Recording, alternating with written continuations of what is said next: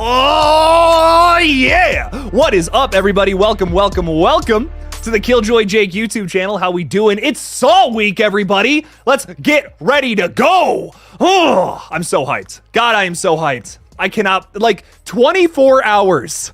24 hours! And I'm going to see Saw X. None of you understand how excited I am. Oh my God. Losing my mind over here. I can't wait. What is up, everybody, though? How we doing on this wonderful Wednesday afternoon? Gunner is saying, just watched Pearl. Jesus, that was good. Hell yeah, it was. The references to X were amazing. Can't wait for Maxine. Can you please tell me some updates? Yes, Gunner, I actually can.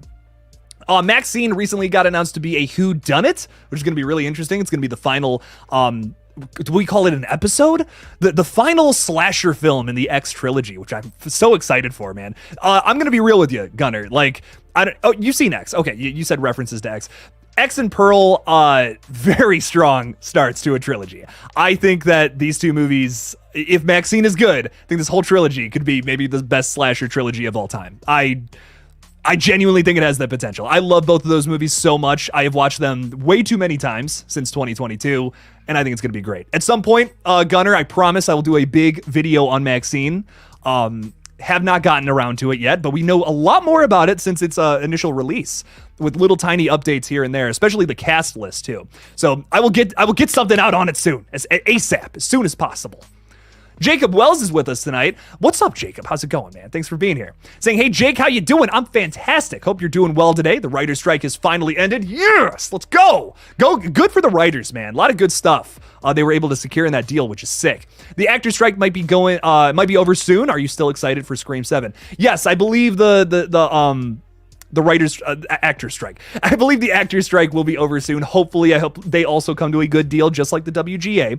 And yes, I am very much so still excited for Scream 7. I am a little nervous. You know, we got new people involved once again. It's a very similar situation to Scream 5, so I'm a bit nervous, bit scared about what's going to happen, but we'll check it out when we get there, man. And I'm very excited. I'll keep you updated all along the way.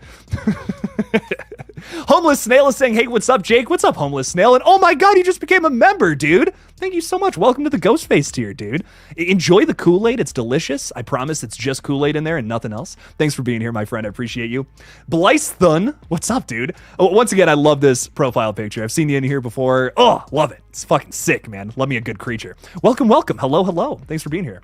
Armando the Star. Oh my God, Armando the Star. I haven't seen you in a while. What's up, man? How you doing? I'm fantastic. How are you, my friend? Thanks for being here. Thanks for hanging out with me tonight. Appreciate you. I am a fan of Ghostbusters, Jacob. I actually really liked Ghostbusters Afterlife. It was fun. Really fun movie. I really enjoyed it. I'm excited for the next one. I think that's coming out at the end of this year. It might have gotten delayed. I can't remember. Tutti Frutti? Is that Tutti Frutti? I've never seen it spelled that way. Is that the right way? I don't know. What's up, dog? My man's rolling in some Benjamins. How's it going? What's up? My Chunky Jordy, thanks for being a channel member, my friend. Hello. How's it going? Jason is here. It was a creepy profile picture. I dig it. Can't wait for Saw X. 24 hours, baby. Love it. Noah Atkinson is here. Saw The Expendables 4 last night. What were your thoughts? I'm curious. I'm hearing very mixed reviews.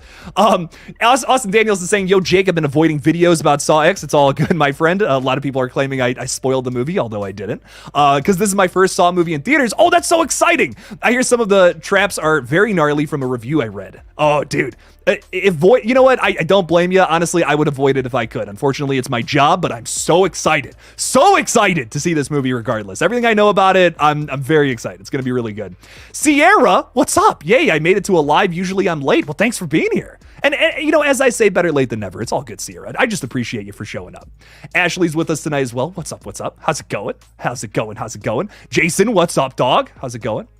It's my first stream. No way.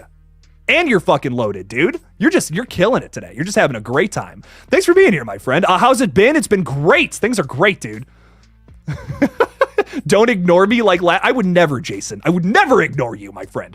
I have not played the RE4 DLC. It's off the chart. It's off the charts, you say? Okay, well, I'm fucking hyped, dude.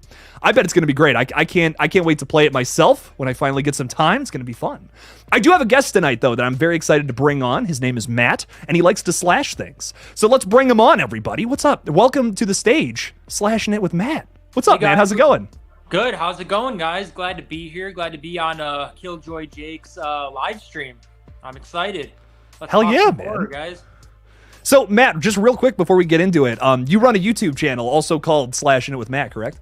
Yes, correct. And again, I was telling Jake earlier, my plan is to start doing more videos soon. I'm going to be doing some debate videos with my wife, and we're going to talk about the Halloween franchise. So that's going to be pretty interesting. So I'm ready for that, guys. So feel free to check them out. Give me a subscribe, and hopefully you guys won't be disappointed.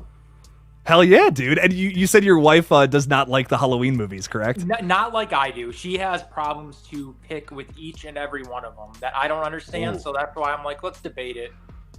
So that's going to be really fun, though, to see like different sides of, different, like wildly different opinions on the same franchise, though. So that's going to be really good content, man. I can't wait to see it. Yeah, exactly. I'm excited for it. Hell yeah, dude. Very good stuff, man. Very good, very good. So let me ask you, Matt, we have a lot of horror coming up, like especially with spooky season now. We like just in the next 2 weeks, we have like 6 big horror releases, which is insane. What are you the most excited for coming up, man?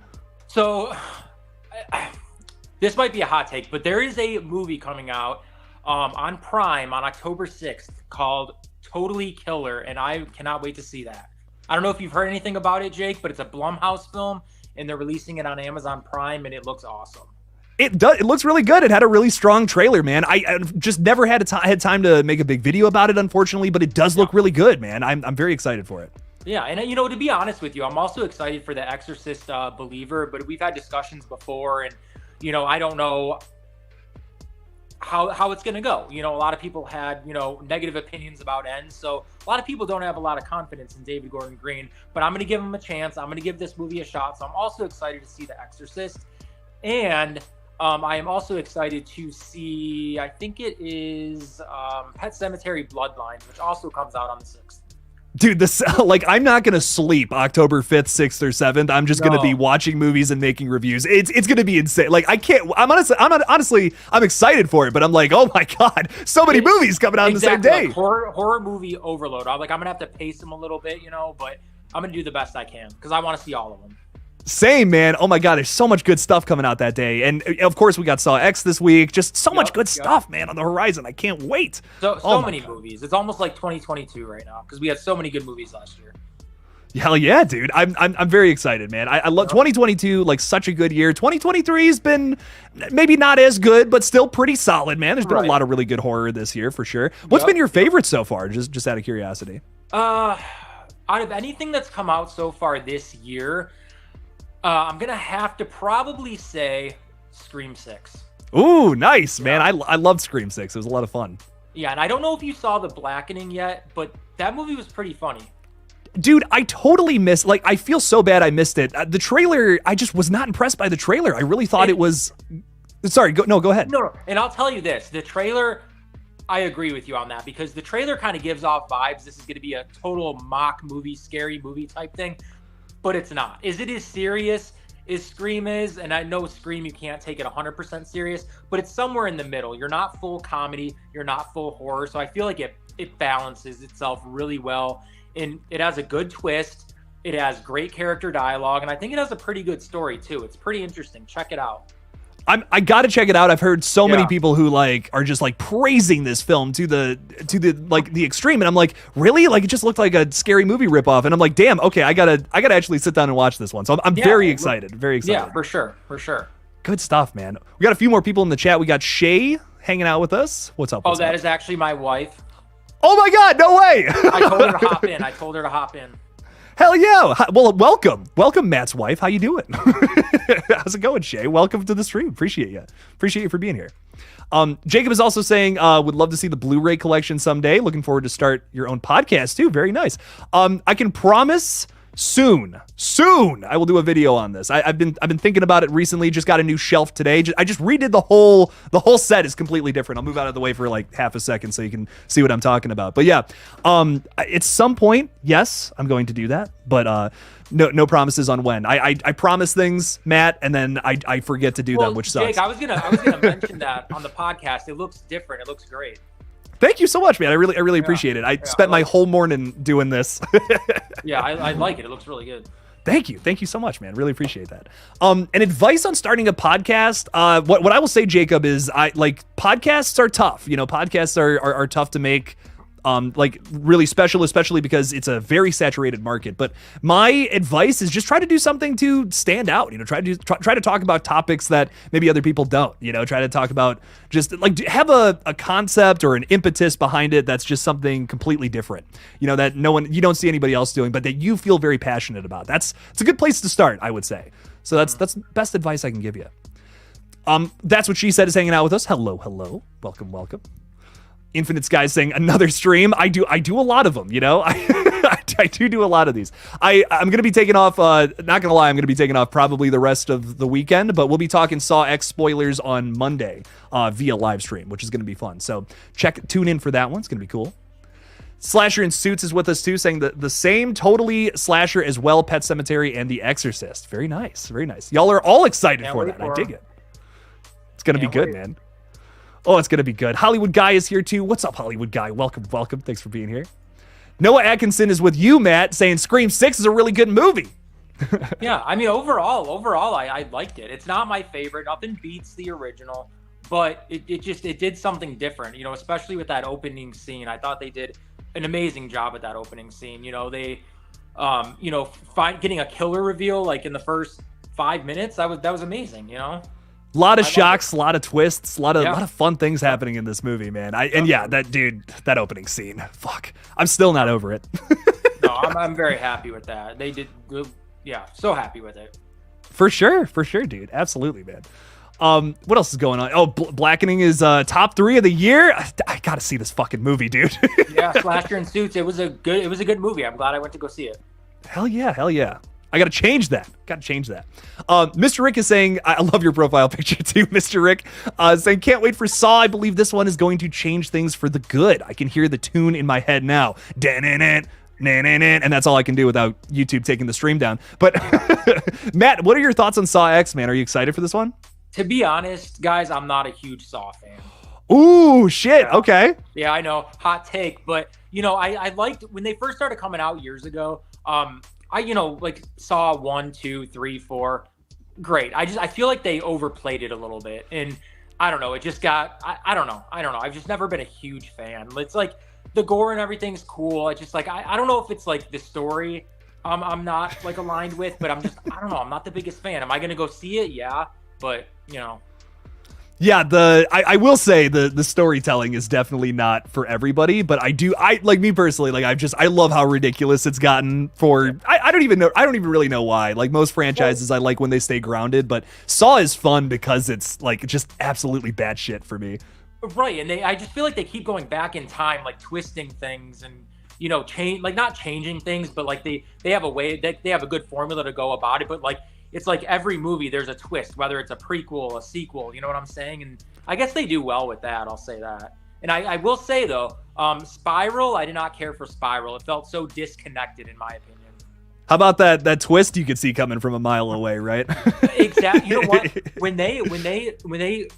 they showed, his tattoo and never a body, I'm I knew right then, I'm it's him. It's him. Yeah. Yeah. They never showed his kid he always talked about. They never showed his wife. I'm it's this guy 100%. Yeah, I will say I genuinely, besides Saw 3D, I really do almost all of the traps in these movies too. I think that's what keeps me coming back, at least. I'm so unbelievably excited to see the eyeball trap in Saw X. That's what I'm hyped for, big time. That's different. That looks like it's going to be pretty damn intense. Oh yeah. Oh man, dude, I'm so excited, man. I can't wait.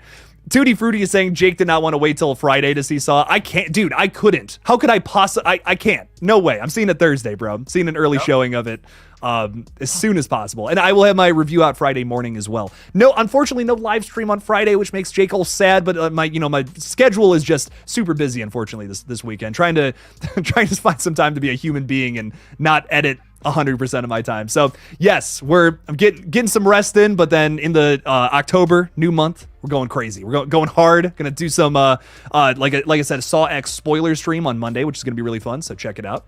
Be a good time. We'll talk about it then. I know I usually do those on Fridays, but we're just gonna have to wait till Monday. It's all good though. Jacob Myers is with us tonight. What's up, Jacob?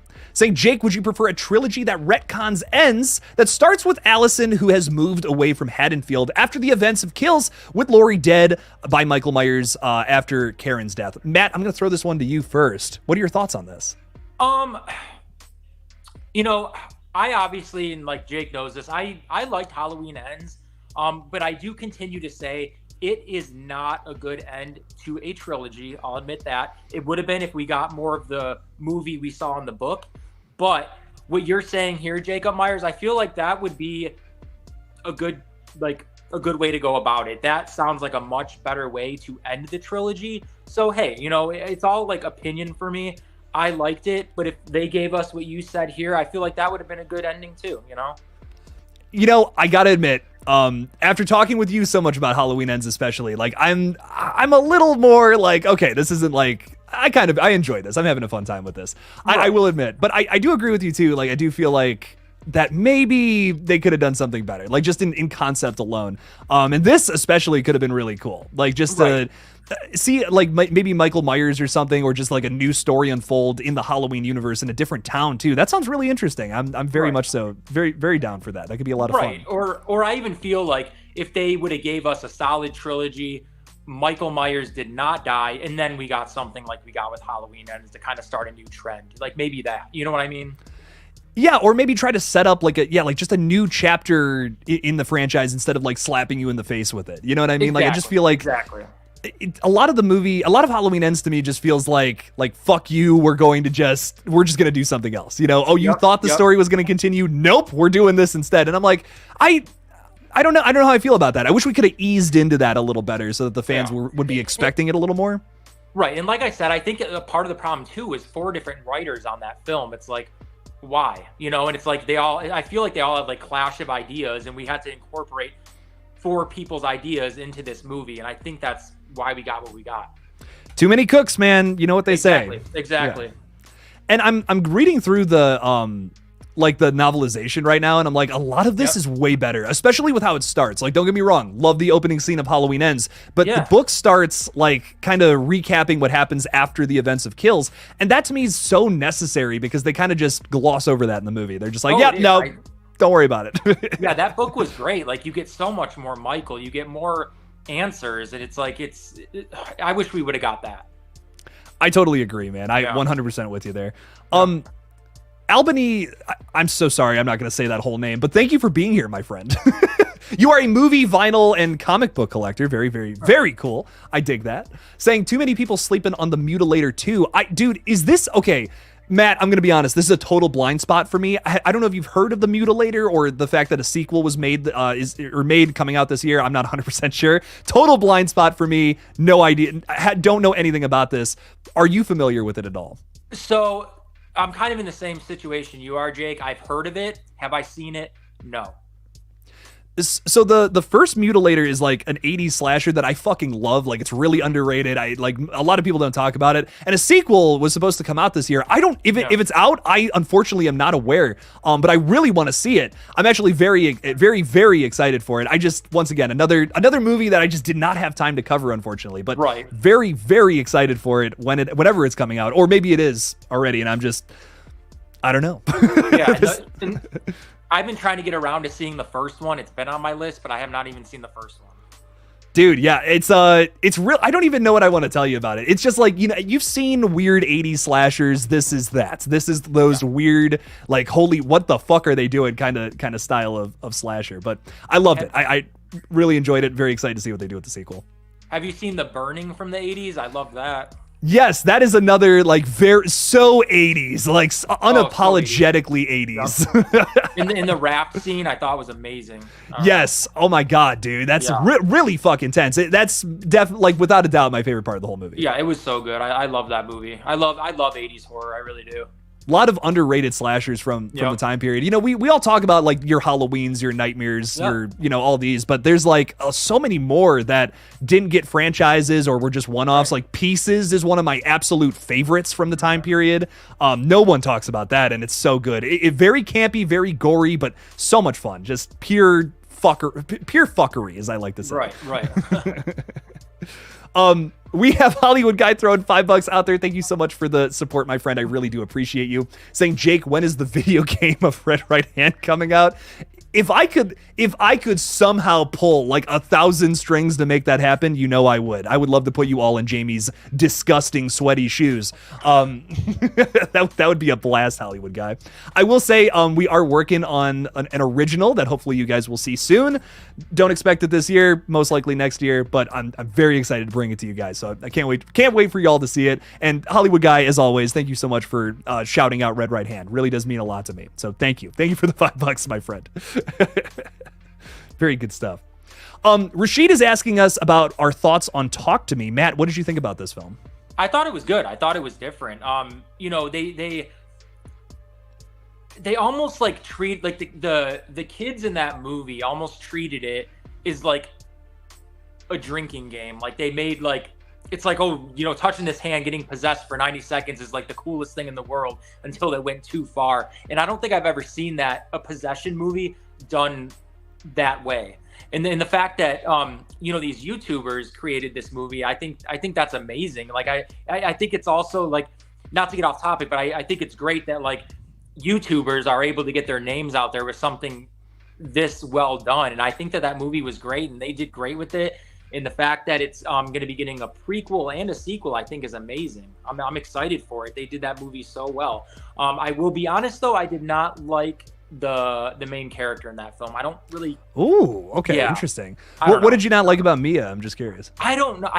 To me, I felt like she was a very selfish character in that movie because, you know, yeah, she wanted to talk to her mom, but it's like, was that even really her mom? Like, she couldn't decipher that at that point. And it's like she's putting one of her best friend's brother in jeopardy because we see what happens to him. And it's like, to me, that was just selfish. And she's selfish throughout the whole movie, in my opinion. I feel like that was definitely the point, you know, like it was a little like, oh man, I don't know how I feel about this character. And she has a certain fate that I feel like fits with what her personality trait is. I won't say, you know, it's a newer movie. It came out a couple months ago, but no. I won't say. But I know what you're talking about. I really loved the ending. I felt like, because it's not exactly what you were expecting. It does it has a little bit of a kind of a twist to it, which is nice. Yeah. I don't know. I really liked how they wrapped up that movie. But I will say, I don't know if this one was a 10 out of 10 to me. I see a lot of people saying best horror movie of the year. I think it's definitely in the top 10, like without a doubt. But I don't know if it's my number one. I'm gonna be honest, Matt. That's my one thing about it. I give it like a 9 or 8 out of 10, kind of in the middle there. Definitely not the best, but it's up there. It was good. It was different.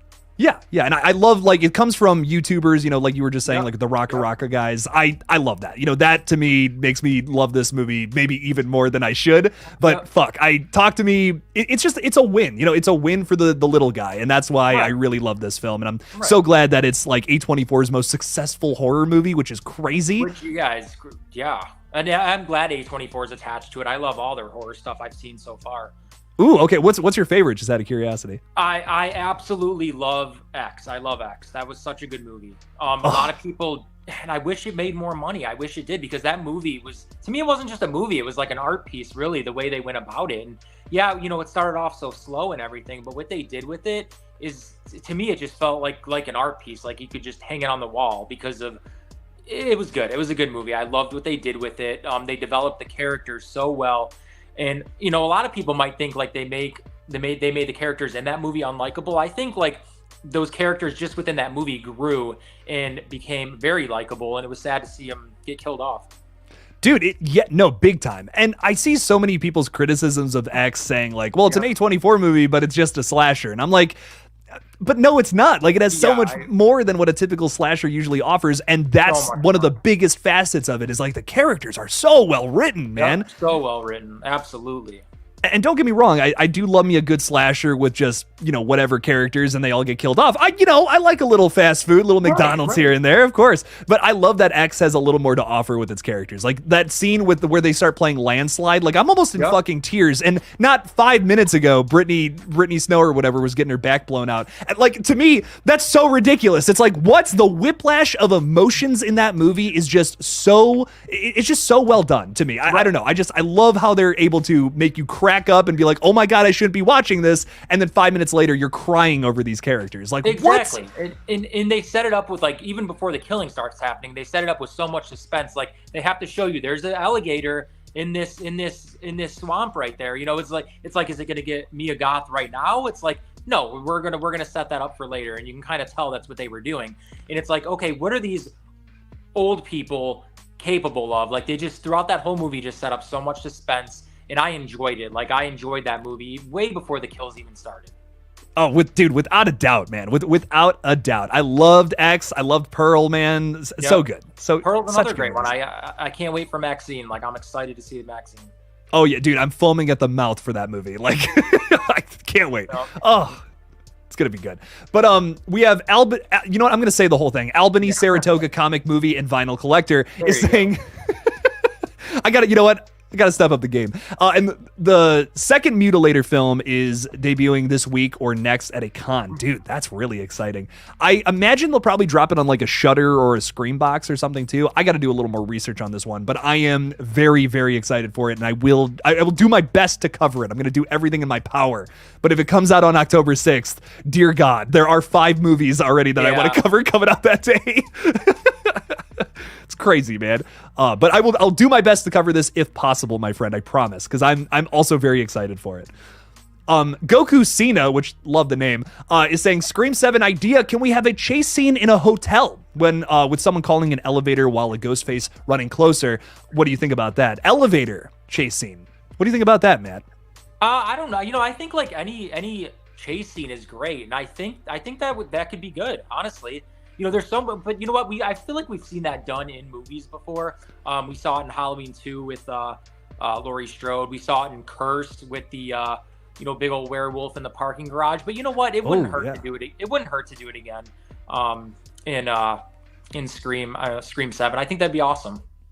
Could we find a new way to spin it? You know, that's kind of my big thing that I'm feeling with this. Like, I've seen a lot of, like, they just get to the elevator and the doors close. Can we spin that in a different way? You know, what if even like Ghostface gets the knife in the doors or something, opens up and then like kills the person like right there. They think they're safe, but it's like false hope, and then they die. I don't know. Just find a way to spin it differently. Or there's another Ghostface on the top that pushes the tiles through. Oh, dude. So they think they're gone, and then like tile moves away, Ghostface slowly descends behind them or something. Okay. I'm into that for sure. Okay, yeah, that would be sick. I dig it, Goku Cena. Hell yeah, man. Good ideas. Elevators are scary, man. Every time I get in one, I'm just a little nervous. Hollywood Guy is throwing $2 out there. Thank you again, my friend. I really appreciate the support. Saying, any thought on the Mangler movies, fan or not? Now, Matt, I have not seen these. I have not either. And you guys are killing me with these because you're naming so many movies like I want to see that I just have not been able to see yet. I'm going to be honest, man. Like, usually I'm like, oh, I've heard of this. I don't think I've heard of the Mangler. Yeah, I've heard of it. Yeah, I've heard of it, never seen it. Are you... So specifically the 1995 film with Robert Englund, I'm guessing is what you're talking about. I feel like, Tobe Hooper directs this. I feel like I've heard of this, but maybe I'm just thinking of something else. I think it's an 80s film. If I'm not wrong, I think it's from the 80s. So Google's saying 1995. There might be another really? The Mangler. Dude, I'm like, once again, I'm sorry. I just have not heard of this one. Interesting. I'll have to check it out myself. Yes, unfortunately a blind spot for me. We're hitting on a lot of those tonight. I'm gonna have to check this one out, Hollywood Guy. Thank you for the recommendation, my friend. And thank you for the $2 too. Thank you so much for the support, dude. I'm gonna have to I'm looking into it. I'm gonna watch it. Very good, very good recommendation. Robert Englund movie too. Shit. Bongo Cat is here. Of course I remember you, Bongo Cat. How could I forget a Bongo Cat? Come on. Saying also, have you seen the new brain surgery trap for Saw X? It's good. Also, Saw X comes out in 2 days. Definitely excited. Yes. So yes, I have seen the clip that we got. That is like the lead up to the brain surgery trap. I'm very excited for that. Matt, I know you're not crazy. I know you're not losing your mind over the Saw franchise and all that, but are you excited to see this trap perhaps? I am. And you know what? I have yet to watch this clip, but I'm going to watch it. So what I'll say about it is it doesn't spoil like anything about the trap, really. It kind of just like shows you the dude in the trap and everyone's just reacting to him. It's not It's a bit of an underwhelming clip, but in my opinion, I would much rather take just an underwhelming 1 minute of the film versus spoiling just the whole aspect to it. I agree. Clips and trailers spoil so much nowadays. It's like, let us go in blind with some aspects, you know? Right. So I think they actually did a pretty good job with that clip. They didn't show us anything that feels spoilery to me. So unlike unlike the new Exorcist clip that came out today, which I'm not reporting on because it spoils a big aspect of the movie. All right, Fun fact. Stay away from that one then.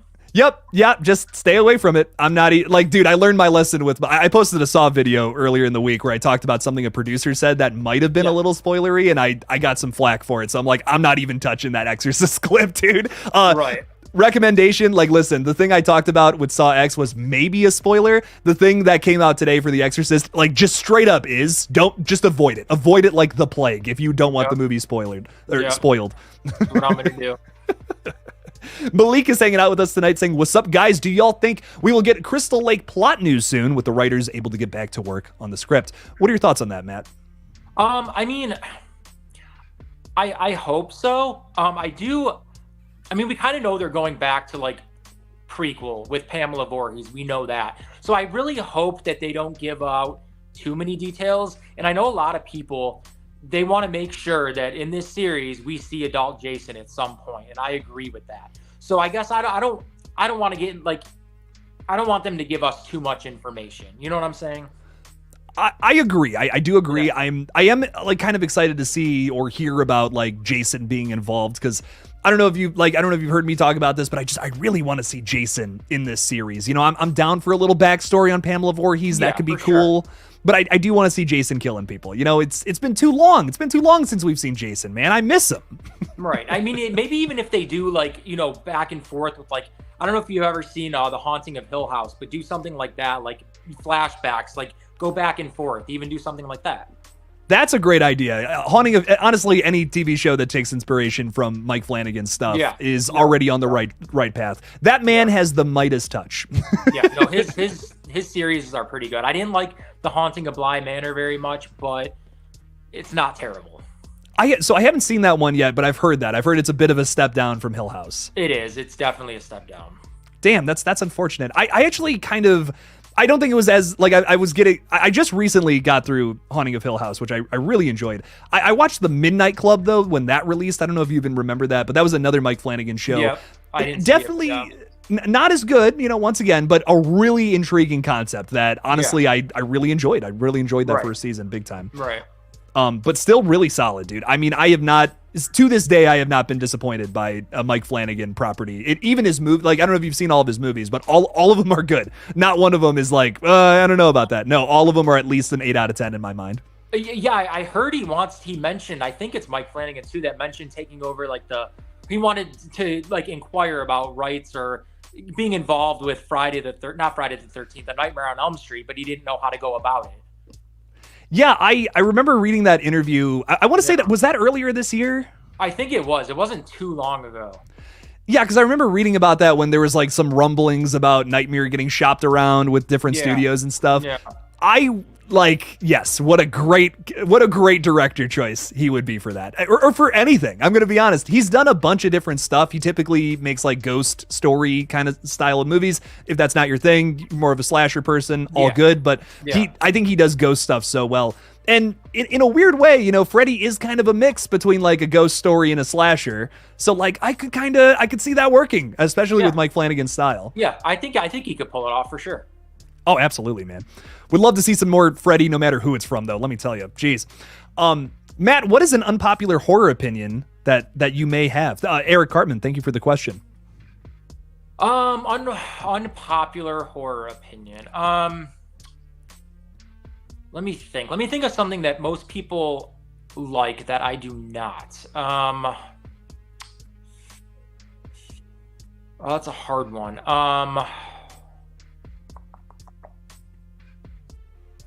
I know, okay, I guess this is the best way I can answer this. So I know a lot of people love the Conjuring franchise. I don't love that as much as most people would. I'll say that because I did not like the third film. The third film I kind of thought was actually terrible.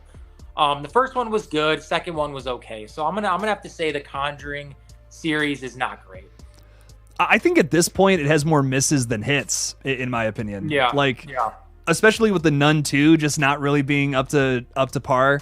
I don't know. I'm kind of with you on that one. I think like the first Conjuring I really enjoyed. I like some of the Annabelle films, but that's really all I'm like losing my mind over. I'm gonna be honest. And you know what? To touch on Annabelle, I liked the first one. Every other one after that, I did not like. I think it was Annabelle Comes Home. I don't know if that's the newest one, but I had it on for 10 minutes, and I'm like, no, I'm turning this off. yeah. Annabelle Comes Home was like, for me, just so dumb. It was fun. Like, I don't think it's a good movie, but I'm like, this is so, I don't even really know why I enjoyed that movie. I'm going to be honest, but I had a weirdly fun time with it. I don't know. I mean, that's okay too. Like some of those really bad movies can be fun. Maybe I'll give it another shot too. It's definitely one of the, like, for me at least, it was like a so bad it's good, because like the jump scares just did not land at all, in my opinion. And to me, like, it was almost funny because they were like just not executed so well. But I don't know, that's up to you if that's something you would enjoy or not. But like for me, I was like kind of just having a ball with it. And Eric, I think it's so funny. I didn't read this whole question when I first gave it to Matt, saying he thinks that Mike Flanagan is overrated after we basically just like glorified the guy like a horror god. That's just so fun, like so funny, like just really funny, Eric. We respect all opinions around here. Oh of yeah, course. like and that's what makes horror fun is like different opinions. I love it. Like you got to have some type of debate. Like if everyone had the same opinion, like there'd be like less to talk about, in my opinion. Like, what would be the point of doing, this? You know what I mean? What would even be the point if we all had the same opinion on things? So I love it, man. I love hearing other people's takes on things, and sometimes you learn stuff too. Right. I love seeing other people's different perspectives, how everyone's personalities and minds look at things differently. It's interesting. Absolutely, man, for sure. I love it. It's great stuff. May Ann has been a member for 6 months, half a year. May Ann, thank you so much, my friend. I really appreciate that support for that long. Really means a lot to me. Thank you. Saying, yes, finally got my Jason mask. Oh, nice. I'm curious what kind, May Ann, because there's a lot of variations. You know, you could have a Roy Burns mask, a typical just, with the red and all that Jason mask. Is it a fucked up one too that's got the little slice in the head? I'm curious. I'm very curious which one you got. Thank you for being a member for 6 months again, Mayan. I really appreciate you. Thank you. What's your favorite Jason look, Matt? Just out of curiosity. Honestly, I really liked remake Jason's look. I thought they did a really good job with that. He just looked so like tough and more brutal. Like kind of like I would say like Rob Zombie's Halloween Michael brutal. Like I think they did a really good job with it. I think it looks great. That's a great choice in my opinion. Remake Jason is maybe the scariest to me for sure, dude. For sure. Like he's the most, that's in my opinion, the most powerful too. It's like he was scary. I didn't like Sackhead Jason too much, but hey. I'm not gonna lie, I think Sackhead Jason's like the second scariest. I don't know why. It's just like that part 2 Jason is just so like it's like lumberjack Jason. That's how it comes off to me, I mean, I get that in a sense because I like kind of goes along with like the strangers, I guess, with the sack on their face. It was scary.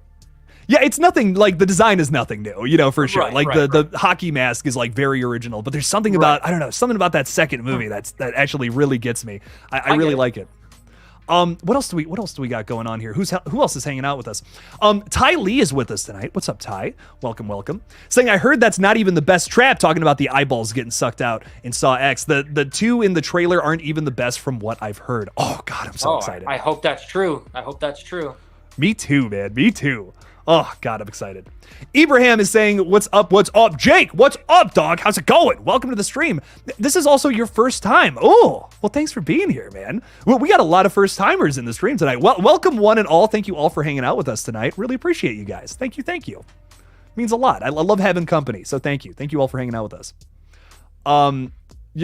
So Eric's saying you're one of the people who didn't like Dr. Sleep. Eric, I'm curious what you didn't like about it. I am curious because it is a very different movie from The Shining. So maybe you're just like, we're expecting more of like Stanley Kubrick's look on the story versus what they gave us in Dr. Sleep. I'm just really curious because I really enjoyed it personally. What did you think of Dr. Sleep? I haven't seen it. Oh, really? Oh, dude, yeah. I recommend it. It's really interesting. Don't go into it expecting a Shining style story. It's very, very different, but I enjoyed it for what it like. It's super different, but absolutely a continuation to the story in a weird sort of way. Yeah. And kind of another hot take too with it when it comes to The Shining, I actually liked the miniseries a little bit better than the original movie. Oh, that's a real hot. You want to talk about unpopular horror opinions, man? There you go. I wouldn't have thought about that one until it got brought up, but yeah, I don't know. It's the miniseries is a much closer adaptation of the book too. I don't know if you've read it or not, but I have not. The miniseries is almost, it's not beat for beat the book, but pretty much. You know what I mean? Yeah. And I know it's not a classic, but you know what? I don't know. Part of me just, I don't know. I can't say why I liked it better. I just did. I don't know. Interesting though, man. That's awesome. I mean, when two things exist that are trying to tell the same story, you're gonna have that. You're gonna have people who like one thing or the other. That's just really interesting. I take it, man. Yeah. Very cool. Eric is saying they thought Dr. Sleep was kind of boring and they gave most of the screen time to the Hat Lady than Danny. Oh, but Rebecca Ferguson's so good. Oh man, I love Rebecca Ferguson. Like, just a super underrated actress that no one talks about. Such a shame, but I'm gonna have to I respect it. Dr. Sleep. It's very good. It's very different, like I said, but I personally enjoyed it. Not everybody enjoyed it, but that's all good. Right. Mr. Rick is saying it's been a member for 7 months. Mr. Rick, thank you, my friend. Thank you. Saying, after this, I'm watching No One Will Save You. You're going to have a great time. It is one of my favorite horror movies of the year. Great choice. Did you end up seeing this one, Matt, on Hulu? No One Will Save You? Is that, wait, is it, how old is this movie? Just came out, like fresh. Oh. Is that the one with the home invasion with the okay, that looks good. Yeah, it is aliens, which is confirmed in the trailer, not spoiling anything. No. But yes. See it, though. No, I want to see it. Like I've watched the trailer for that twice, but I couldn't remember the name. It looks good. I'm gonna check it out for sure. I don't even want to tell you any more about it. That's all I'm gonna say. Like, aliens, home invasion. It is wow. Like, did not expect where it took me in that crazy story, but really good. I really enjoyed it. It's strange. It's a strange watch, but I really enjoyed it. Very trippy movie too. Okay, I'm not gonna say anymore. I'm done.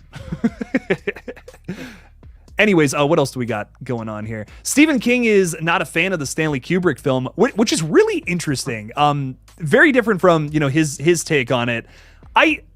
I don't know. It's weird that he doesn't like. I feel like he doesn't like it because it's not his story. But like, I don't know. I think The Shining's really good.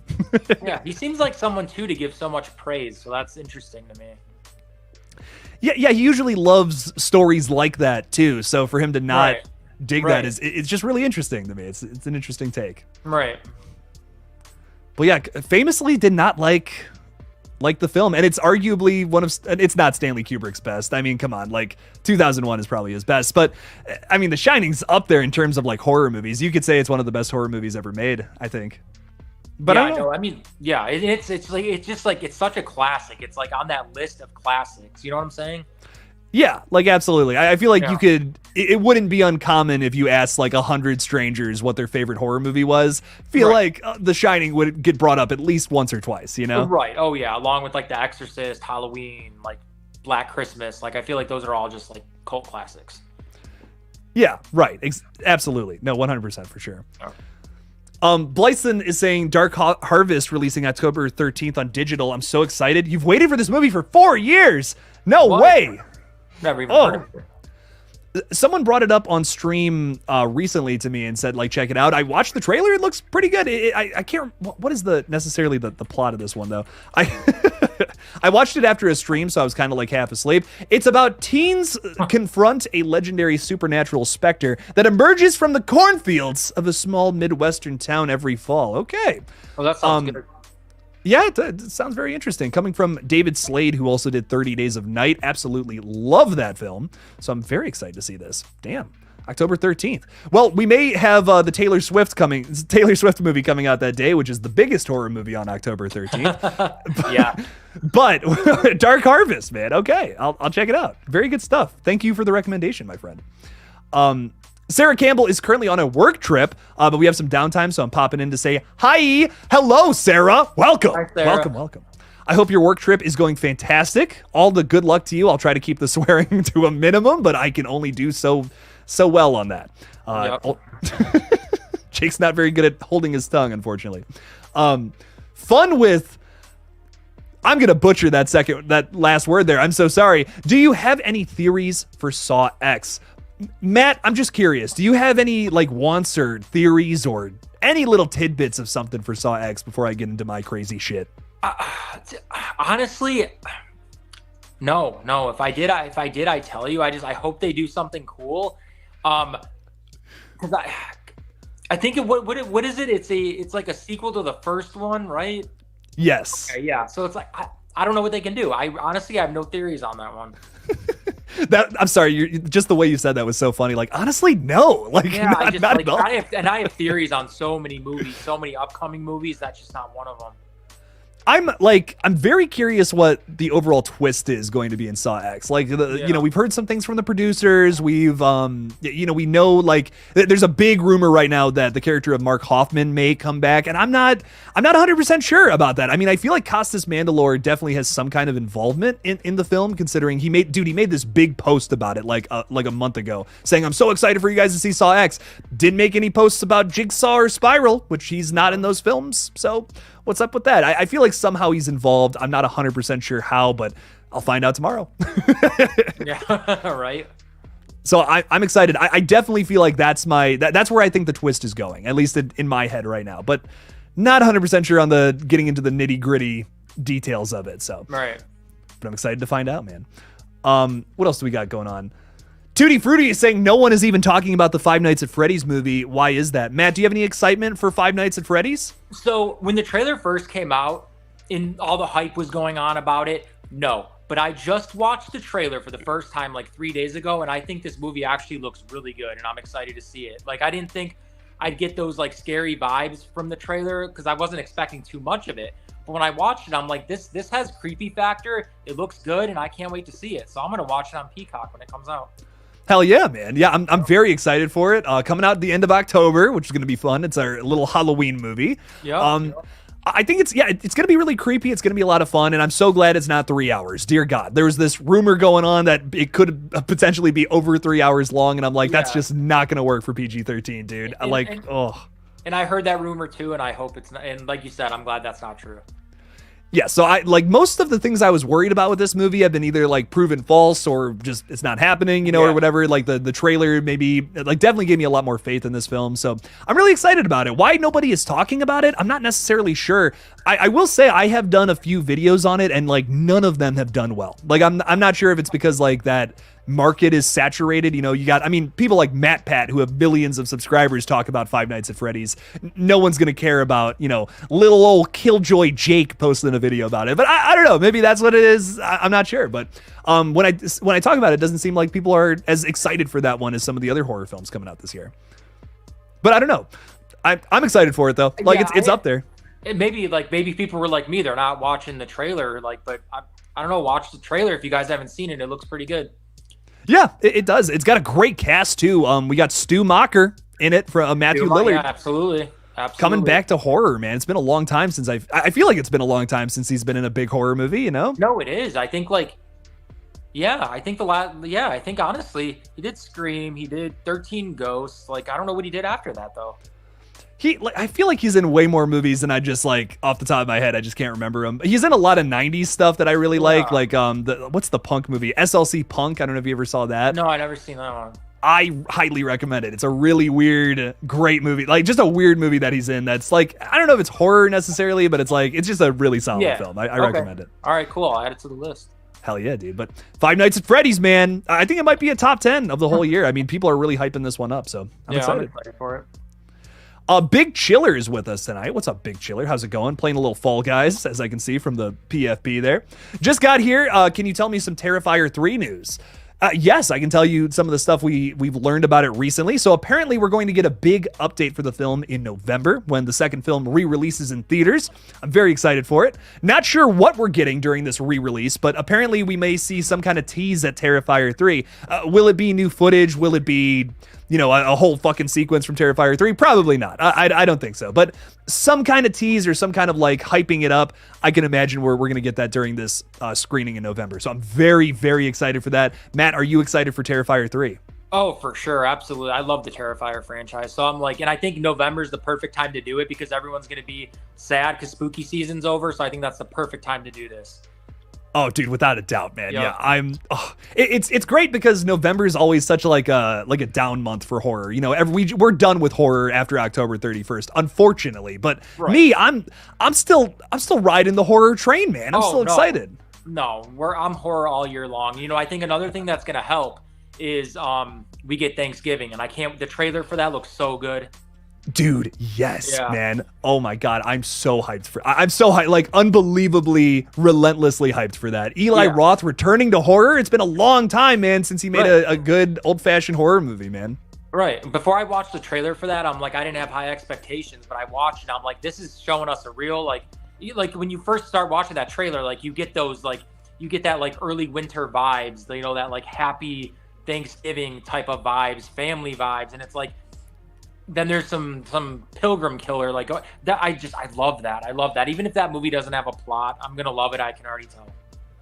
Dude, me too, man. And you know, I'm usually the person who says like, hey, you know, don't spoil things in your trailer, whatever. But I'm actually really glad they showed us an impressive kill in that trailer. It was only one, too. I mean, it was only one big like crazy kill. But to me, I was just like, I needed that from Eli Roth. Like, personally, I wasn't super impressed by some of his movies he's put out, like past Green Inferno. Like, I'm trying to think just off the top of my head, like House with a Clock in Its Walls or whatever. I don't know. It just wasn't for me. But I just love his horror. Like when he does like just grindhousey throwback horror like how he usually does, that's when he's at his best. So I feel like this is going to be a big return to form for him. That's going to be nothing but a positive in my opinion. Yep. I agree. Very excited. Very, very excited. What else do we got going on here? What else are y'all talking about? Words, man. Words are hard. Sarah likes the new background. Thank you, Sarah. It took me all morning. A lot of blood, sweat, and tears went into this. Hello. Thanks for being here. And yes, of course, she says hi. Wow, I was late on that one. Infinite Sky is saying Scream 96 came out in December. It did. And we don't have a whole lot of horror coming out in December. Like November, we get like 2 big horror movies and shit. I don't know what's coming out in December. I don't know if you've heard about this, but there's a movie coming from writer Michael Kennedy called It's a Wonderful Knife. Oh, I've heard of that one too. I've heard of that. Yeah, so that comes out, I believe that comes out in, I want to say mid-November? No. Maybe? I can't remember, but it's definitely a Christmas-themed slasher is what it's coming off as, you know? Yeah. Very excited for that one, too. Michael Kennedy, if you don't know, wrote Freaky from 2020, and I am a huge fan of that movie. I feel like it's so underrated. Don't know why more people don't talk about it. Have you seen Freaky? Freaky was good. I liked Freaky. I did. It was fun. I definitely like Christopher Landon directed films. I definitely like Happy Death Day more. But Freaky's underrated, man. It's a really fun movie in my opinion. So yeah, and I liked Freaky. I liked Happy Death Day. Happy Death Day 2, I did not like. It didn't feel horror to me at all, honestly. That's totally fair. It kind of turned into a full blown comedy at that point, you know. Yeah, it did. The one thing I really liked about that movie though is the world building that it does. It's like, here's why everything was happening. Here's this big like contraption that keeps like putting you in the time loop or whatever. That was interesting. I'm like, okay, that's cool. But the thing I didn't like about it is that it changed the killer reveal from the original, and I thought that killer reveal was amazing. And the biggest thing to me about it is like they made one of the biggest red herrings from the movie, The Killer, and it's like, why? Like exactly. What? Exactly, because like even when you see him in the first part, he's a big red herring. It's like, I don't know. I wish they would have went down a different route. I 100% agree. I was just so underwhelmed by that reveal. I'm like, yeah, of course it's him. Like, what? Absolutely. I don't know. I wish somehow we could have dealt with new characters. Like, technically, wasn't she in a different like universe or whatever? I don't know. I wish we had focused on like a whole new group of characters or something. I don't know. It got weird too. Like the roommate, the roommate guy, he started having the same more people were dealing with it than just Tree. Yeah, and like that was cool. I don't know. I needed more from that movie, man. I needed I needed a good murder mystery at its core, and that just kind of failed, you know? Yeah, I agree. We got CJ with us as well saying, hello, is this the right place to talk about horror movies? Oh, fuck yeah, it is, dog. 100%. Thanks for being here, CJ. Talk away, whatever kind of horror movie you want to throw out there, pitch it, and we'll talk about it. I'm excited, man. Oh, I'm excited to see what you say, CJ. It's my favorite part of doing all this. Tutti Frutti is saying no one talks about art in All Hallows Eve. Matt, have you seen All Hallows Eve? I did, but to me, it's just not comparable to Terrifier 1 and 2. And I know, I don't know. It just didn't feel. I know it's like connected. It's not. Well, it's not really connected, but I've seen it. I don't like it as much as Terrifier 1 and 2. So I guess that's all I really have to say on it, honestly. And it's like, if someone does love it, more power to you, 100%. Like, some people might like it better than Terrifier 1 and 2, and that's fine. I just didn't care for it. It felt a little too disconnected, and I don't know. And the thing is David Howard Thornton, I feel like, is the only one that can play Art the Clown. And the fact that he's not the first one to play it almost doesn't make sense, but it's like, I can't see anyone else playing Art the Clown besides him. Yeah, I'm with you there, dude. It's not bad. Like, I actually think there's some really creepy scenes in All Hallows Eve that I like enjoyed, but I don't know, like, all of Terrifier and Terrifier 2 like beats that out in my opinion. I don't know.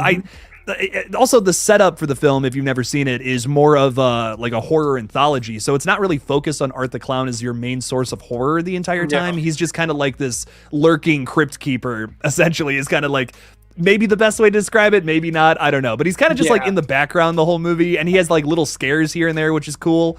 The biggest standout, in my opinion, is the very ending, and there's this sequence where this girl gets in a car, and then like Art the Clown pops up behind her, which pretty solid moments, but nothing that I think tops like the original Terrifier or the sequel. So right, yeah.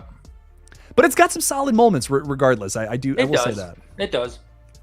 Michael Mins is joining us, by the way. Thanks for joining us, Michael. Appreciate you. Love your profile picture as always. It's awesome. Saying no one will save you fucking rocks. Ugh.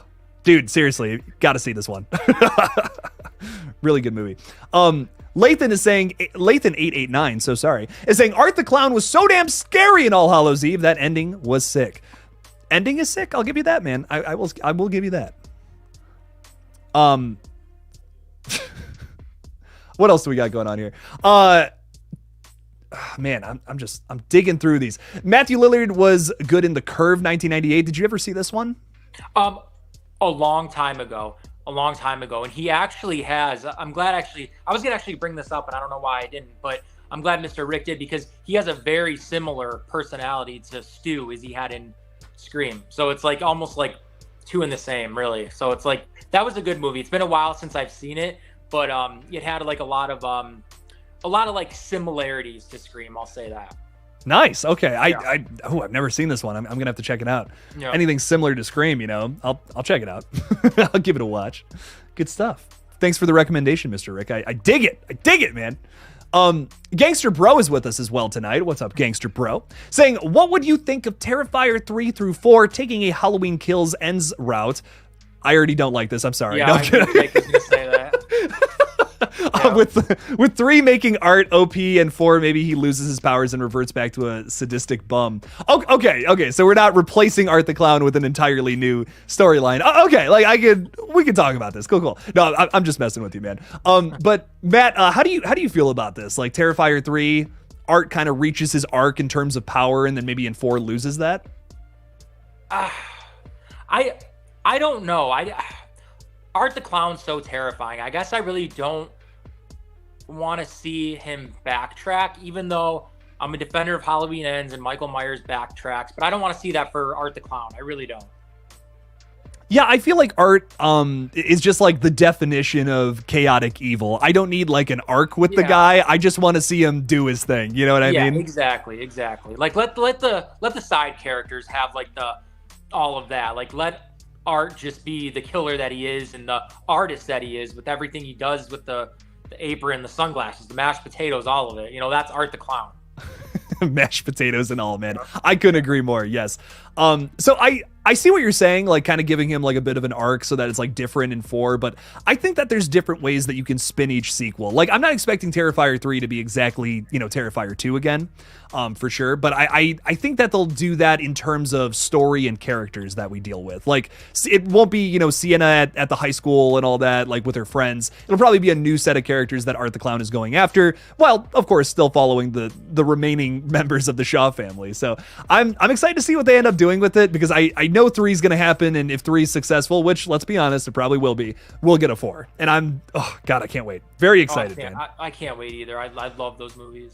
100%, dude. I can't, like, dying to see Terrifier 3 next year, man. It's gonna be great.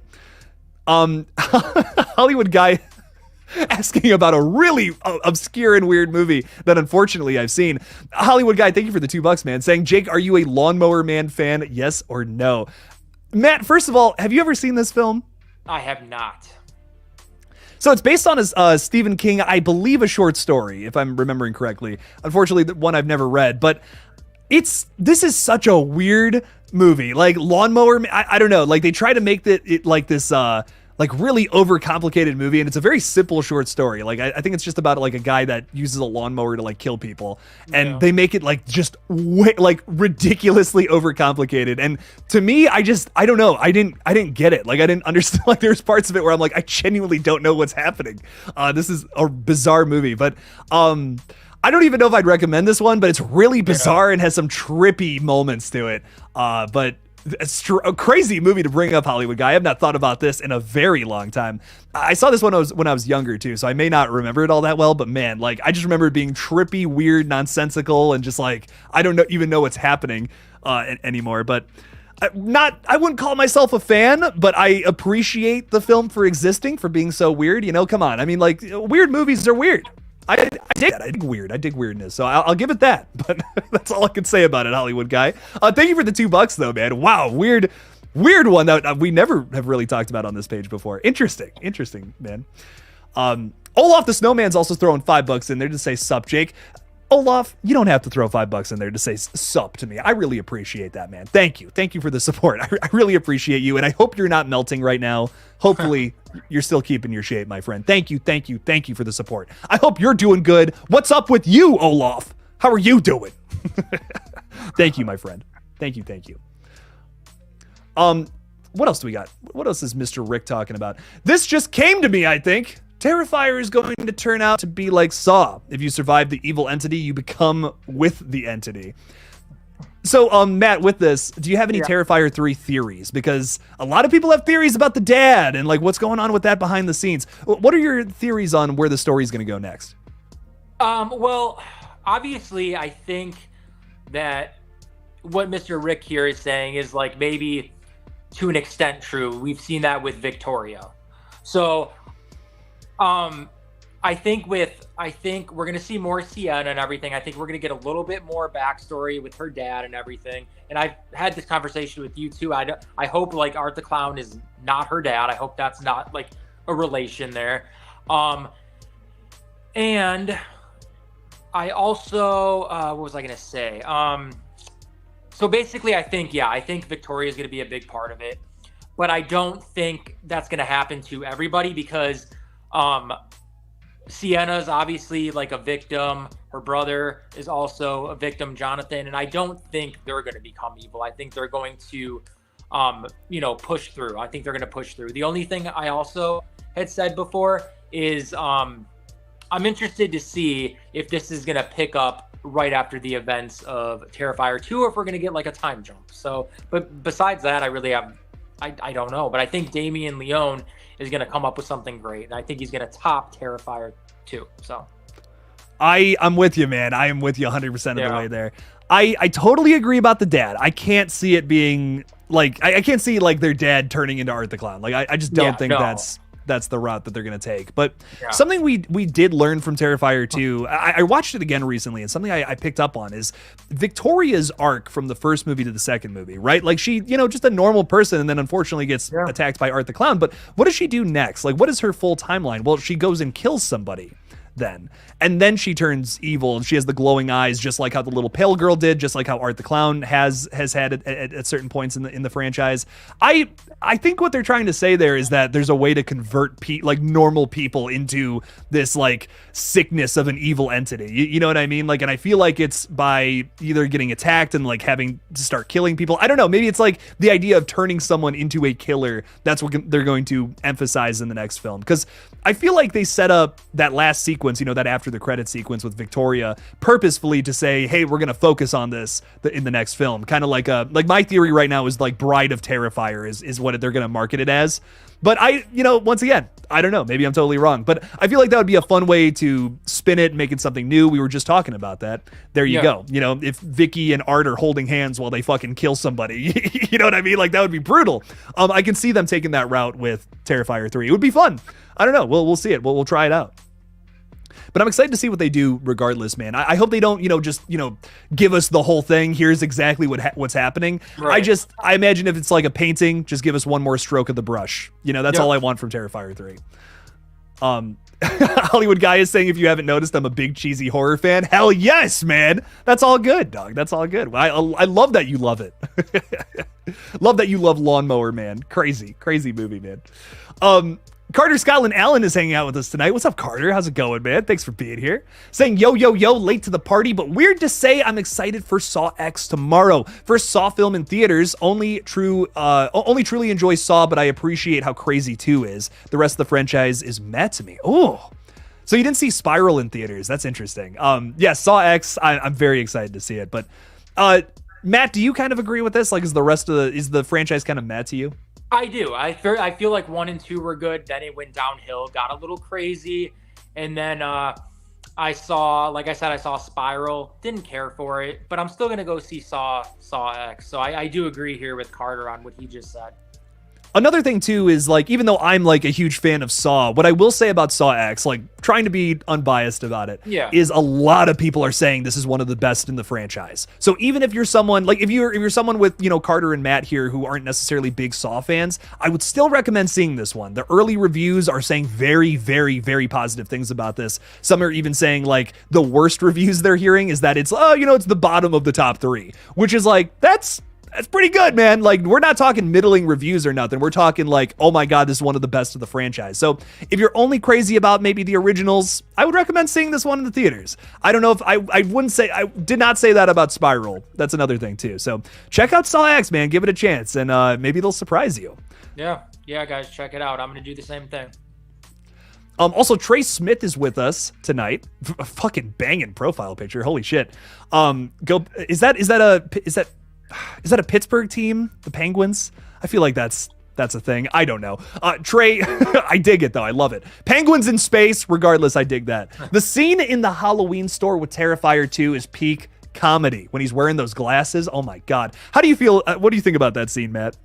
I agree here with Trey. It was comedy, but at the same time, it was like suspenseful and taunting because it's like, what is Sienna going through? Like, she knows that guy's crazy. I mean, she doesn't know it to the extent, but like, it's like, like a transaction with the guy behind the counter is just, oh, let me go get you a bigger bag. And it probably feels like hours to her while he's going to try to find this bag and he's just there taunting her. So I actually thought there was some scariness to it too.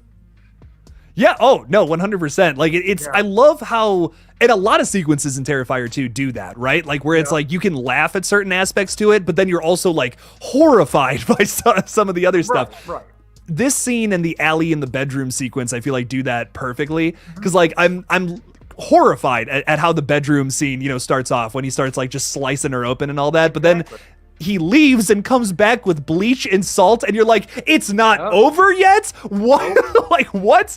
So it starts off by doing something just absolutely horrible, but ends with something kind of goofy. It's almost like making the sting not hit as hard. You know what I mean? Like it's disturbing and messed up, but at least you can have a laugh while it's happening. And I think that's what makes Terrifier so special.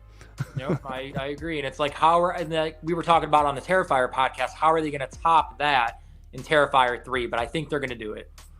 I think so. I don't know how. Like, I couldn't come up with something. Allie, dude, that sequence is one of the most brutal deaths I've ever seen in my entire life. If it's because of the length, if it's because of what ultimately ends up happening to her, I don't know, man. But if anyone's able to do it, it's Damien Leone. Yeah. Like I'll tell you that. So I have full faith in the guy. Olaf, thank you so much, man. Saying, love the channel, man. I got no problem throwing $5 to show my support. Thank you. It really does mean a lot, man. Thank you for your support. Thanks for hanging out. Thanks for just talking horror with us, man. It really does mean a lot. So thank you.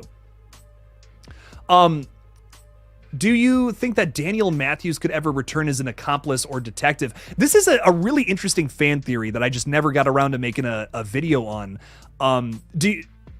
Matt, are you familiar with that, with Saw, or no? Not too much, no. What I'll say about this is a character from Saw 2. A lot of people believe that he could potentially come back for Saw X.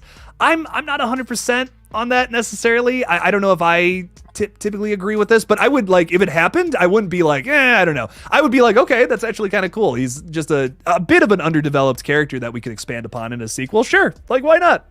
That could be fun. So I wouldn't mind seeing, personally, I wouldn't mind seeing it, but if it doesn't happen either, my heart's not broken, I guess is my point. Ooh, Trey Smith is saying Saw 5 is peak schlock. Yeah, I mean, Saw 4's 5 and 6, I think, are just like, it's about the gore. You know what I mean? At that point, it's about the kills, it's about the gore. Yep. I agree, man. Malik is also asking a great question, saying, yo, Jake and Matt, what horror movies are you looking forward to in 2024? For me, it's Maxine and Fede Alvarez, apostrophe, Alien, and of course the Strangers movies. Matt, what are you looking forward to in 2024? So to answer that question, 100% for me is going to be Maxine. I cannot wait to see that movie. I love that franchise. And I also want to see Jordan Peele's new film come out during Christmas. Oh, dude, I almost forgot about that. Yes, we have that announced for next year, which I'm very excited for. Can't wait to see what he's working on, you know? Oh, and there's another, I don't know if it's coming out in 2024, but I think it is. But M. Night Shyamalan is working on a new film, too, that solely takes place at a concert.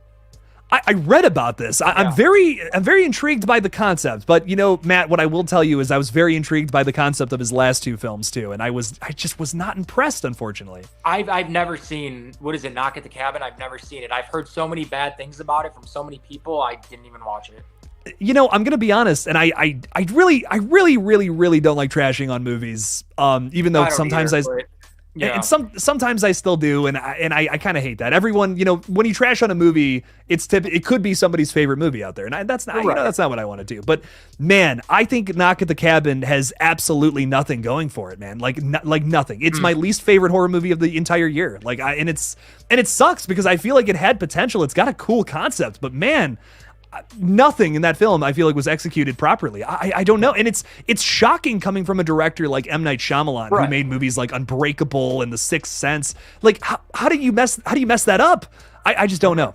Just don't know, man. Maybe just a one-off, I guess. You know. Yeah. Maybe, man. I just don't know, man. I just can't.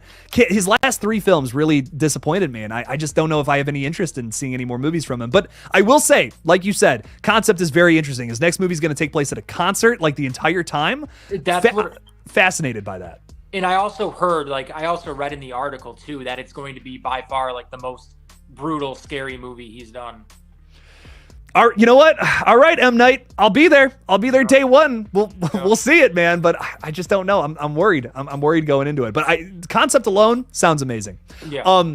In terms of what my favorite, like the movie I'm looking forward to most in 2024, I don't know if Scream 7 is going to come out next year. I'm going to be real. It most likely early 2025 at this point. In my opinion, they might still get it out by October, but I hope they just take their time on that film and make it something special, especially with new creatives involved. And apparently there's 4 writers. So like just, yeah, dude, I know, man. Like just take your time. Please make it something good. Don't make it something messy. But in terms of what we know is coming out next year, probably Terrifier 2 or Terrifier 3, I mean, is at the top of my list. How did I not say that? but Matt, dude, Maxine though, also a great choice. Like I'm very, very excited for that too. And yeah, Fede's Alien movie, I'm just so excited, man. He hasn't made a horror film in a little while. He's kind of been like a producer and a writer on a bunch of different stuff. If it was Don't Breathe 2 or, the new Texas Chainsaw Massacre, which I really liked both of those, but I'm very excited to see him in the director's chair again, doing a beloved franchise like Alien, dude. Oh my God. Talk about a franchise that needs a good installment, man. There you go. I think he's the man to do it too. So I'm very excited for it. Got a whole trilogy of Strangers films coming out too. Matt, how do you feel about that crazy bit of news? I don't know. Like with the Strangers, like I don't know how they're gonna do it because I mean, do we know for a fact if it's gonna be like a total reboot or is it gonna be like a sequel? That's a great question. I know there are some like rumors and like leaks out there about it, but I believe it's some kind of continuation past the first two. From what I know about it, I don't think that it's going to be necessarily like just a hard reboot. But here's the thing about the franchise is that it doesn't necessarily have any like continuity, so to say. Like some of the characters died in Prey at Night, but like they're definitely all coming back. You know what I mean? Right. And here's the thing I don't like about that. I hate when movies automatically like come out with we're doing 3 movies. Like I feel like do the first movie, see what it gets, see like the what fans think, see what it makes, and then go about it that way. Because I feel like you're kind of setting yourself up for failure at that point. You know what I'm saying? Like with that new Exorcist films, like already why are we getting 2 more films after this one? You know? Yeah, like what if this bombs, dude? Like what if no one sees it? What if no one sees it? What if no one likes it? You know, like the Halloween 2018 approach is the best way to do it, in my opinion. Mm-hmm. Put out a movie. If it's a banger, do a couple more. Why not? Right. But regardless, I am very excited to see more Strangers movies. Those first 2 are really good, in my opinion. I don't even know which one I like more. Like they're both very different approaches to the same concept, but I really like both of them, like for totally different reasons. So I don't know. I'm excited to see what else they do with it, and hopefully it's a different approach than what we've already gotten. Yeah. Juliana Smiler is with us tonight. Hello, Smiler and company. What's up, everybody? How's it going, guys? Thanks for being here. Sophia wants you to know that she says hello. Hello, Sophia. How you doing? Hello. Welcome to the Scary Horror Stream. Saying, so hello and happy Wednesday. Happy Wednesday, Smiler family. Thank you so much for always showing up in the streams. I really appreciate you guys. Thank you. Means a whole lot. Means a whole lot to old Jake. What else we got going on here? Perry Moberg is saying, I like M. Night's The Visit. Really like The Visit. That's a pretty good found footage movie. I don't know. What are your thoughts on The Visit, though? I love The Visit. That's all you got? That's the only thought you got on it? I mean, what I like about that movie, honestly, is the twist we get at the end, honestly. Yes, really got me. And I gotta admit, like a lot of, M. Night always likes to have a twist in there. He's kind of known for it.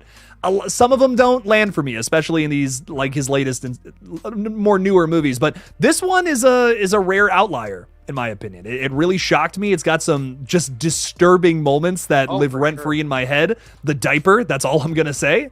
Oh yeah, the diaper. The crawling under the house, the scratching on the door. Dude, the crawling under the house sequence, like, has no reason to be as scary as it is, but it's, like, horrifying. Like, I don't know why. The first time I saw that, I was, like, petrified in my theater chair. But great stuff, man. Great found footage movie from him. And you know what? And I'm probably thinking into this too much because I also, like, do that with movies. But it's like, if this mom had you, because they give off that she has such a broken relationship with her parents and hasn't seen them in years. Why are you going to let your kids go stay over there without you being present? I don't know. Just stuff I think about.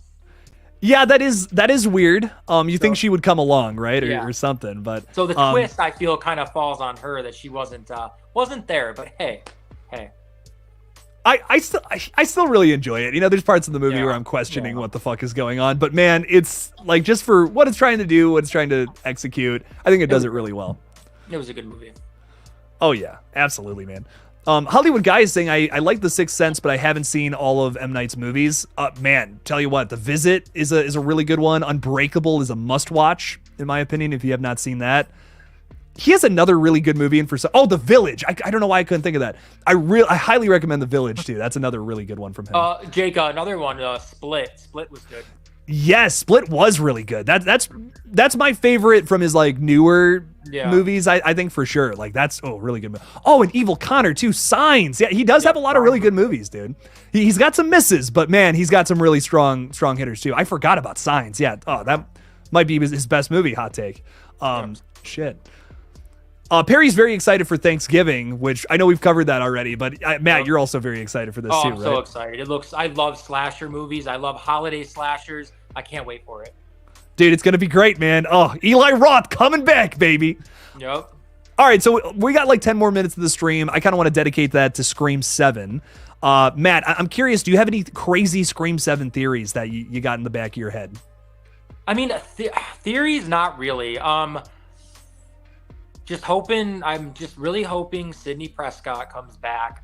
And I do hope we get a new setting that's not New York, but to tell where the story's going to go, I don't know. Obviously, we're going to focus on the core four. And like I said, somehow I hope that they incorporate Sydney into that. But how are they going to get her back there? I don't know. And how are they going to get Gale Weathers back there? You know, because is something I think in 6 they kind of just threw her in there just for like nostalgic reasons. So I mean, with the creative team, I think they're going to do a good job. But yeah, I mean, we'll see it when we see it, and hope it's good. They have a very clear setup right now with Sidney Prescott. You know, they've set up that she has this family now. She's married to Mark. She has a bunch of kids. There's a very clear story to tell here about Ghostface going after the family. And I think that, you know, in the past where she was protecting herself and trying to protect her friends, now you have, you know, a whole nother layer to the character we got to explore in Scream 7.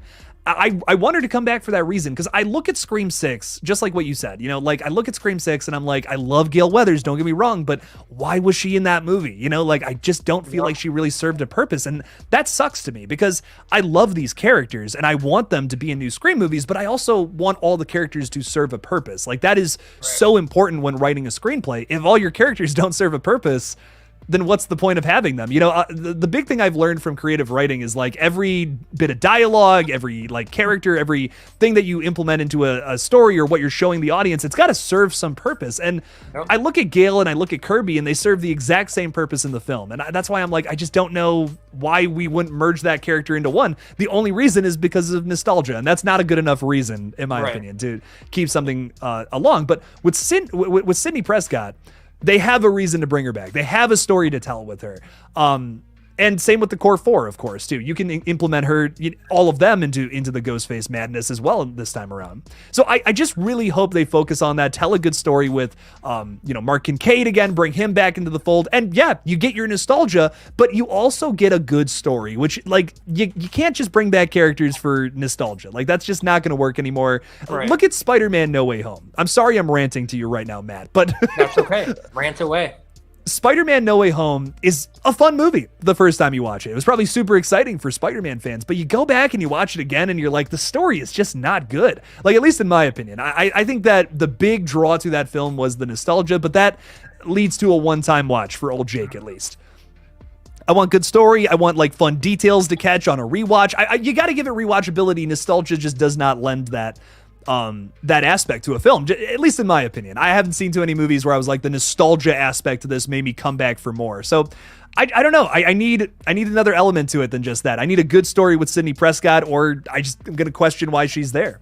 Matt, what are your thoughts on that though? Yeah, and I agree with you. Like, you can only do nostalgia so much. You can only do, fan service so much before it gets old.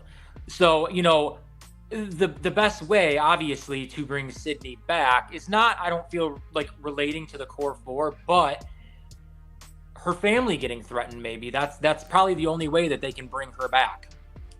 It would be a great story to tell, in my opinion, especially like there's a lot of us that want to see Sydney come back, and like trust me, I'm one of them. I like pay Nev Campbell the damn money, but do something with her character. I understand why they had to do what they did in Scream 5, like why she only really shows up for the third act to help out. I get that makes sense to me. But if you have Ghostface immediately going after Sydney, like she's like, I don't want her to die in the opening scene, but let's say the first scene of the movie is a phone call between Sydney and Ghostface. That would be really cool. Like, that would be fucking sick. Would put us right back into it. You'd give us a good story to tell with Sydney, and it would be badass. So to me, I'm like, yes, let's do that. Let's tell that story. Let's make that happen. Make that maybe the A or the B plot, and then tell another story with the core four.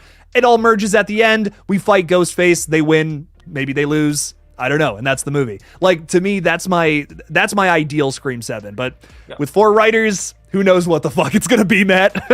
Yeah, I mean, they might instead of Scream 7, they might call it Scream Ends. Who knows? And we get court. No, I gotta say that with you. I'm sorry. I start like ripping out my hair and like foaming at the mouth. No, I'm kidding. Okay, that's Scream Ends. I'd lose my mind. That'd be so funny. Yeah. Oh my god. Hollywood Guys throwing $5 out. They're talking a little Scream with us as well. Saying with 4 writers on Scream, it has me worried, to be honest, but I do want to see Sydney back, and the core 4 needs to be the core 3 by the end of the film. Agreed. It's time. Yeah, someone's got to die, dude. Like, yep. I love the core 4, I really do, but man, I'm even okay with the core 2. I'm gonna be real. Like, I think we should have a couple of deaths there. And listen, it's not like I hate these characters or something, but I just like, they've survived too much shit. You know what I mean? Like Mindy and Chad, man, got stabbed a lot. Yep. I think one of them, at least one of them, has to go. You know, come on, give us that emotional death. You think it's got to be Mindy? Yeah, I do. Yeah. I'm between Mindy and Tara. Like, I'm not gonna lie. I feel like it should be one of those. Cause like Tara would be a really emotional death. You know, Jenna Ortega's this big star. It would be a big shock if she went. Yep. So I'm on the fence on who it should be, but I'm really curious to see what they end up doing. I feel like that's definitely something on their brain. You know, a big criticism of 6 was they didn't kill enough characters. So they're gonna kill some people, and I'm excited to see what they end up doing. I hope it's a dark, upsetting movie. I mean, they got to kill Danny for sure. I mean, he's not even part of the core 4. It's gonna be the core. It's the core 5 right now, man. No. I hope they don't say that either. I hope they don't say, "Oh, core 5." I really hope they don't say that. That would be so funny. I'd almost be mad. I'd be like, dude, no, stop building the core, man. Just keep. You gotta reduce the core. Come on. I love it though, man. But I totally agree. I want to. Oh, you do want? I read that so wrong. You do want to see Sydney back? Hell yes, I'm with you on there. Pay her the goddamn money, man. Love it, Hollywood Guy. Thank you for the $5, my friend. I really appreciate you. Olaf the Snowman is saying #Stu lives. Oh, Stu train, baby. Matt, what are you on the Stu train? Used to be, not so much anymore. Like, you know, listening to your thoughts on it, Jake, has kind of persuaded me more to be on your side on it. I agree. I think like, if the story makes sense and you bring them back in a way like that, you'd even mentioned before, bring them back like they did kind of with Randy on Scream 3 in a way, like there's footage of them we've never seen that they're showing. I think that might be a way to do it, because if you full-fledged bring him back and he's a killer, it does ruin the first film. And you've said that before too. In that first film, that third act is just so iconic. It's like, let's not mess with that. Yeah, that's how I feel about it too, man. Like, let's not mess with the original. You know, like we talk all the time about. I mean, the franchise itself says don't fuck with the original, and to me, Stu living is quite literally fucking with the original. I just don't want. I don't know about that, man. I think that, you know, honest to God, if they could come up with a way for it to be shocking and surprising and really badass and work with the story, okay, I'm open. You know, I'm an open-minded individual. I can get into it, but I can't see it. Like, I just can't see it. But man, if they found a way to do it, nothing would make me happier. Seriously. Like, if they found a way to do it, fuck yeah, let's run it. But I can't see it, man. There's too many reasons why it wouldn't work in my mind. That's why I'm just so against it. But goddamn, I love Matthew Lillard. You know, he's an amazing actor. And I know that was the original plan in Scream 3, and I feel like it would have worked better in Scream 3 because you only had a difference of 4 years. Now we're almost at 30 years. It's like, it's just, I don't know, like, you know, it'd be hard to explain his absence. Yeah, like he's just been, there's too much you'd have to explain, and I don't want that exposition dump, man. I'm just not here for it. I don't know. But honestly, I've suggested in the past, you know, obviously I've suggested like the VHS tape of Stu or something, but you know, he's an older guy now, man. I mean, you could fucking bring him back and say he's a new character. Like, honestly, if you really wanted to, I wouldn't be against that. You know, he's just, he's a professor at Blackmore University or something. Sure. Right. Sure. That's fine. Get Matthew Lillard in there if you want. Just don't bring the character of Stu back. That's my thoughts on it. But Olaf, thank you for the $2, my friend. I do really appreciate it. And for your sake, I hope Stu comes back. Just for you. Mr. Rick's also throwing $2 in there. Thank you so much for the support, my friend. Saying Scream 7, have Sam and Sydney's story come together. 100%. I'm right there with you. I've pitched Sam and Sydney fighting. Matt, I don't know how you feel about that, though. I'm just curious. I don't know. Would that be too much? You could tell, like, on Scream 5, like, they had their differences. Like, I feel like Sam's a good person, but, like, she's more, like, willing to snap than Sydney is. So they're, like, so opposites on that way. But I don't know. Because I kind of thought the same thing. It's like, okay, they could get into like an ultimate fight at the end and like try to kill each other. But I feel like in the movies, even though they're two completely different personalities, they're all trying to reach the same goal, and that's to protect their loved ones. Right. And they just go about it in very different ways. You know what I mean? Yeah, you see how protective Sam is of Tara in Scream 6. So it's like I don't see her fully going bad. I don't. Like she goes hard on the bad guys though. She does that. But it's like I don't see her using anything for evil. I don't. I also think they made a statement. Like, the more I watch Scream 6, the more I'm like, yeah, I don't think they're going to make Sam the killer. No. Like, they made a big statement with that ending. And here's the other thing I've noticed, too. Like, in Scream 5, you have Billy in the background of, like, the mirror, and, like, mirror shots, like, typically is where you see him. Yep. And he's directly talking to her, and, he's a little more prominent in 5 than he is in 6. Why is that? Was that done because, people didn't like Force Ghost Billy? No, I feel like they did that on purpose. You only see it, like, you see him in mirrors in Scream 5 mostly. You see him in the reflection of the glass in 6. He's a little less visible. To me, how I took that is more like she's losing that side of her. She's losing the killer side of her. She's working past it, essentially. And then she quite literally throws Billy's mask on the ground at the end of the film to symbolize that. So I don't think they're going that route. I'm going to be honest. The more I think about it, the more I'm like, yeah, they're probably killing that. But I just hope it goes somewhere. I hope the concept of her being a Loomis ends up actually going somewhere in the next movie, or I'm going to question, why did they set this up? Did she have to be Billy Loomis's daughter to, stab Richie in the chest 27 times? Not necessarily. So I'm curious what they're going to do with it in 7. I hope they don't just, throw it to the wayside, because you can't just set that up and just be like, oh, well, we're not doing anything with that now. Right. So yes, I want to see Sam and Sydney come together somehow. Their stories collide in 7. Maybe they're working together though instead of fighting. We'll just have to see, Mr. Rick. But thank you for the $2, my friend. I do really appreciate it. Matt, one last time before we sign off here, throw out, like, what are you doing on TikTok and YouTube and all that? All right, guys. So again, on YouTube, I've had my channel for a little bit. Haven't done too much with it, but again, something I'm going to work on. I'm going to start doing some debates on movies with my wife. We're going to talk about like the Halloween franchise, pick certain ones. I don't think we're going to do all of them. And I'm going to go over with her, like we're going to sit next to each other, and I'm going to talk about why I think they're great films, and she's going to say why she thinks they're not great films. So we'll kind of, playfully go back and forth about that. So I'm excited for that. So that's my YouTube account, Slashing It with Matt. And then I am also on TikTok. That is Everything with Matt, but I think I'm going to switch the name back to Slashing It with Matt there also. But for right now, it's Everything with Matt. And I'm going to start doing like some lives on there, telling scary stories and things like that. So guys, check it out. Subscribe, give me a follow. I'd really appreciate it. Go subscribe, give the man a follow. It's going to be great times over there. I'm very excited to see all this crazy content you got cooking up, man. It's going to be some very good stuff. Matt, thank you again for joining with me on the stream tonight. Really appreciate it. Yeah, no, I like first live stream. I really had fun. It's great talking horror with everyone. I absolutely love it. It's a passion of mine. So thank you for having me, Jake. Of course, man. I'm excited to have you back again at some point in the future. So thank you all for joining us tonight. Really do appreciate you guys. Like I said, I'll be live again on Monday talking a little Saw X spoilers. So go see the movie this weekend, then come on back on Monday, and then we'll talk spoilers for Saw X. I can't wait. I'm so excited to talk about it. So I'll see you guys then. And as always, don't forget to kill it out there, y'all. All right, Peace bye, out. guys.